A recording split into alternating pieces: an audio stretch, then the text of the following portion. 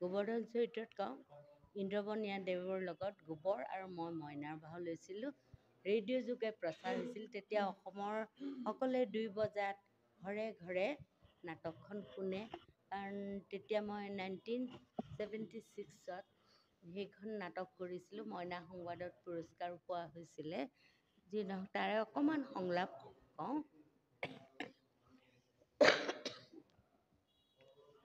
গোবৰক দেখি কৈছে, উৱা তোৰ আকৌ হ'ল কি?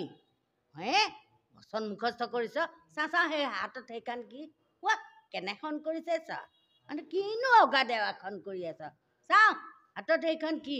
চাওঁ এতিয়া কি কলি? কচোন ভালকে কি? ৰাইজে তোক চিলেক্ট কৰিছে। বাৰু কচোন তোৰ ভাওটো কি? হত কাৰে এইটো চন্দ্ৰবিন্দু, এইটো হুদা ক ক হেৰ হুক নহয় অ' মত কাৰে মো হত কাৰে হো, এইটো চন্দ্ৰবিন্দু আৰু এইটো হৈছে হুদা ক মো ক। বাৰু কচোন তোৰ ভাওটোনো কি? কোৱা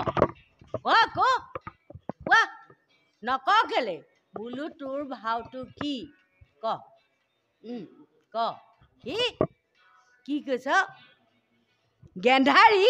ঐ বচন কোনে দিলে তোক? হে হৰি বচন কোনে দিলে তোক? হা হে হৰি লোকৰ মতাই ৰয়েল নিমা পোচাক পিন্ধি গপচৰ ওলাব। ঘৈণীয়েকহঁতৰ বুকু দুহাত ফুলিব। আমাৰ এইটো ওলাব চকুত পলা পতি মাৰি ভাওনা ঘৰত খেপিয়াই ভাওনা ঘৰত ইজনীয়ে সিজনীয়ে মোলৈ চাই হাঁহিব। নাযাওঁ মই ভাওনা চাওনা চাবলৈ।